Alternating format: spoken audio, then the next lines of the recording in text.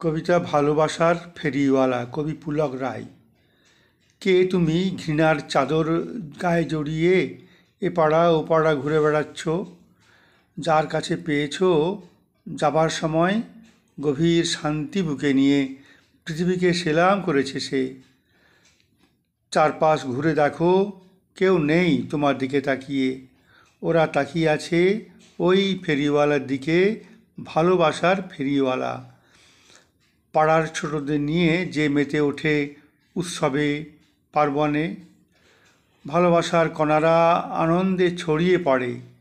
তোমার চাদর দূর থেকে দেখতে পেয়েই ওরা ছুটে চলেছে ওই মাঠের দিকে, সঙ্গে সেই ফেরিওয়ালা।